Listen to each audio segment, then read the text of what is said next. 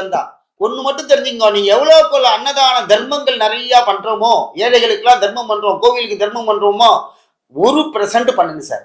நீங்க 1000 ரூபாய் சம்பாதிங்க, உங்கள்ட்ட இருந்து ஒரே 1 ரூபா தர்மம் பண்ணுங்க சார். மீதி 999 நீங்க வச்சுக்கோங்க. அந்த 1 ரூபா தர்மம் உங்களை நல்ல வழியில் அழிச்சுன்னு போகும். செத்த பிறகு தான் தெரியும்.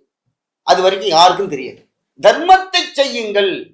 அந்த கர்ணன் மேல போறா, அந்த தாகம் எடுக்குது, தர்ம தேவதை வரா. வந்தோடனே கர்ணா அப்படிங்கிறா. அந்த தேவதையை பார்த்து கேட்கிறார், நீ யாருமா அப்படின்னு. கர்ணன் கேட்கிற, நான் தாண்டா தர்ம தேவதை அப்படின்னா.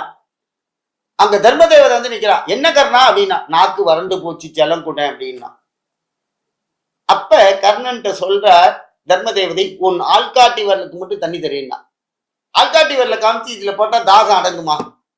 அப்ப தர்ம தேவதை அவளுக்கு சொல்றார், கர்ணா நீ எவ்வளோ பெரிய தர்மவான், ஆனா ஒரே இடத்துல தப்பு பண்ணிட்டீங்க அப்படின்னு. என்ன அப்படின்னு, அதாவது கோவில் அன்னதானம் நடக்கும். கோவில்ல சிவன் கோவில்ல பெருமா கோவிலே தானே இருந்தா பொருளை தூக்கின்னு வரக்கூடாது. அதுவே சமைக்கலாம் எடுத்துன்னு போயிடுவான். போகவே கூடாது. சிவன் சொத்து கொலநாசம், பெருமாள்கிட்ட போனேன்னா இன்னும் நாசம்.